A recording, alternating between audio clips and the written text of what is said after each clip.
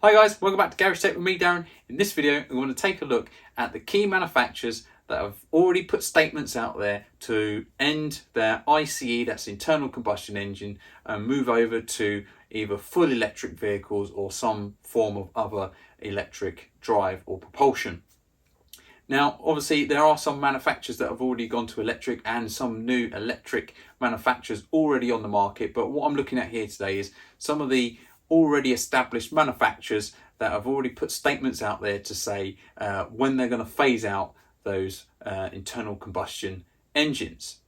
Now, obviously, there still will be petrol and diesel engines out there on the market, but looking at what most of the manufacturers are saying, by the time we get to around about 2030 to 2035, it's going to be really difficult to buy a vehicle with either a petrol or diesel engine. So most of the core manufacturers have come out with a statement already. There's a couple that haven't, for the likes of BMW, but I suspect that there will be an announcement at some point soon to say when their target is to go fully electric. Obviously, for the likes of BMW, they've already got electric vehicles out in the market, so I could imagine that there will be some point soon. So first thing we're going to do is show a couple of slides. This will outline some of the key statements that these manufacturers have come out with, and we're going to go by the years. I haven't included all of the manufacturers, as I said, that are already fully electric, because we're just looking at the manufacturers that are going from ICE to electric. But the first couple here, that, as you can see, have already gone over to fully electric. So that was Smart and Polestar, or division of Volvo manufacturer. After that, we've got then 2025, which is two brands there committed by 2025. 2030, quite a few manufacturers here saying that they'll end their ICE vehicles by 2030. So between 2031 and 2035, a couple more manufacturers.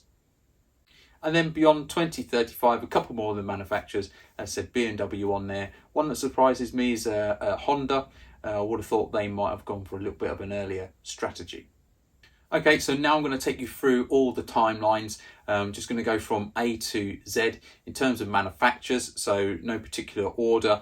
But I'm not including every single manufacturer, otherwise we'll be talking here until we get to 2035 with all the different manufacturers that are out there. So these are some of the key players in the game.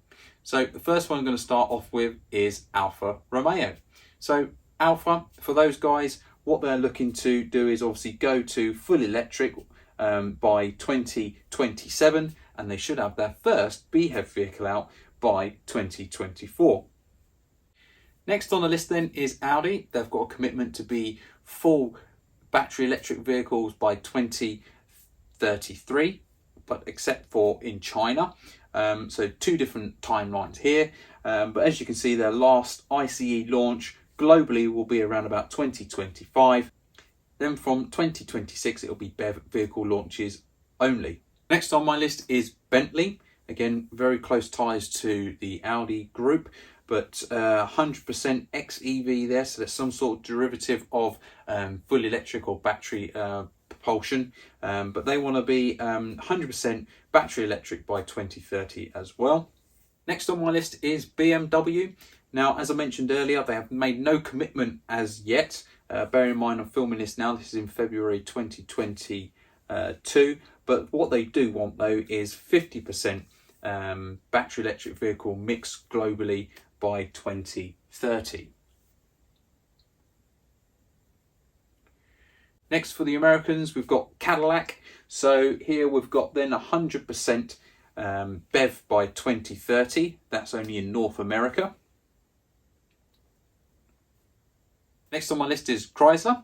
They want to be a BEV-only brand by 2028, and they'll have their first Chrysler BEV in 2025.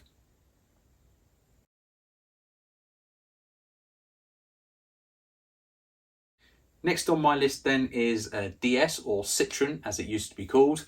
So all new launches to be BEV from 2024, and 100% mix achievement is dependent of the end of cycle of the PHEV product. So they're going to be looking at their products and seeing how they're running before they move over to full electric. Next on my list then is Ford. Now for Ford, what they've promised is a 100% BEV mix by 2030, and then globally a 40 to 50% BEV mix. So they are really looking at what's happening in Europe and then the rest of the world. Next up for me then is GM, or General Motors. General Motors, that's all brands, target for zero tailpipe emissions globally by 2035.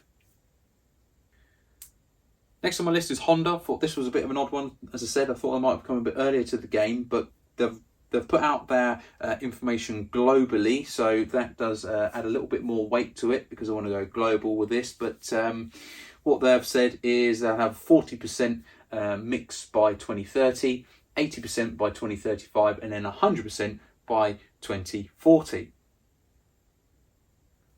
Next up then, Hyundai, very similar to the Honda's statement really in terms of their battery electric vehicle mix. But as you can see there, for the European market, they want to be 100% mix of BEV and alternative propulsion by 2035, and then up to 80% by 2040. So if you want to try and grab a PHEV type vehicle, Hyundai might be the one.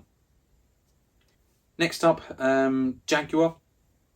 They've already announced some time ago that they'll want to have a 100% electric range by 2025. So Jaguar guys have got some work to do because we're not far off. Next on my list then is Kia. Kia model range to go fully electric in Europe by 2035. And then the key global markets to follow by 2040.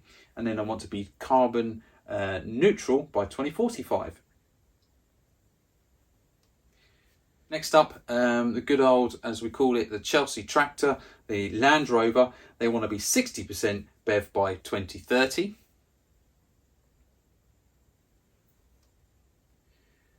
Lexus.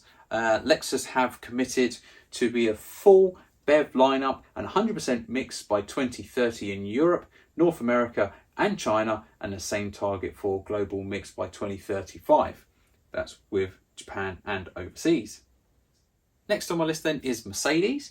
They want to be ready to go all electric at the end of the decade where market conditions allow. And obviously Mercedes, very big player in the game globally, so it'll be really interesting to see how they manage that mix. But 50% mix by 2025 and then 100% BEV mix in selected countries. So it'll be quite interesting to see what they do there. Nissan and Infiniti have no commitment to be 100% BEV, but got targets to be 50% BEV, including e-power models by 2030. Opel and Vauxhall, 100% BEV by 2028 in Europe. Obviously, they've done really well recently with their Vauxhall Corsa, particularly here in the UK. And then for China, it will be a BEV-only brand, but the date is still TBC, so somewhere between 2022 and 2028. You can only imagine that will be probably more later down the line. Next up is Peugeot. Peugeot to be 100% BEV in Europe by 2030. Next on my list is Porsche. This one I think is a bit of a strange one really, because they've tried to split the difference between the Porsche products and then the 911. But what they've said is obviously Macan will be EV by 2023. Then I have a 50% kind of mix by 2025. You have an all line up with BEV except the 911. And then it says possibly 718, but I can imagine probably Boxster will probably be one of the first early adopters in terms of, the Porsche typical sport car range. But 911 seems to be the one where it might be a little bit different. So potentially the next 911 when that's released may have some sort of PHEV derivative. So that would be around about 2026. The one after that will be around about 2033. Again, still no news, possibly. And then moving on then to 2040, well, by that point then I think most of the electric cars will for sure be outperforming a general 911. We know how quick those electric cars are already. So it's just really going to be around what do people like? Are people brought into electric cars by this point and not really bothered about that mechanical feel and the sound? So we'll see what Porsche have got to do with that one. Renault, 100% BEV mix by 2030 in Europe. And that's for the whole Renault brand. So obviously they've got some other brands that sit within inside Renault, but that's just on their passenger car division. Rolls-Royce have actually confirmed that their first BEV will be launched in Q4 for 2023, and that will be the Rolls-Royce Spectre. So that should be a pretty spectacular machine when that's launched. But by 2030, all Rolls-Royce products will be fully electric. Now, I've just got Volkswagen here. I haven't included the likes of Seat and Skoda. I've just kept it to Volkswagen, but they want to have a 70% BEV mix by 2030 in Europe, and then 100% BEV mix by 2035. And then globally, there's no precise commitment from the manufacturer about their global mix, but I can only imagine once they start moving to that 100% mix by 2035, the global market will be shortly following. Next up then is Volvo. Obviously they've got their Polestar division, which most of obviously their electric brand or electric vehicles are, but from the Volvo division, 50% BEV mix in 2025, the rest then being hybrids, and then 100% BEV mix by 2030 globally. So at least they've made that global commitment. Now we'll come to the end, so that's pretty much all of my manufacturers that I wanted to review. I'm just going to put up a couple of additional summary slides so you can kind of see some of that information again together. But you know, for me, I think what we need to think about, you know, obviously electric vehicles are coming far more common now. A lot of people are purchasing electric vehicles, particularly if you're a company car driver. But realistically, I think we're still all a little bit unsure about the range, a bit of range anxiety, and most importantly is the infrastructure.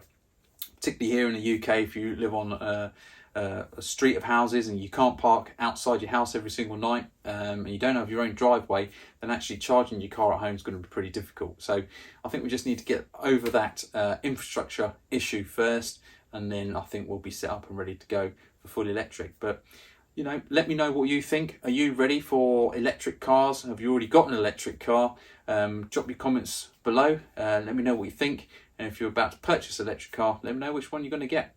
So anyway, that's my review, guys. I hope you like it.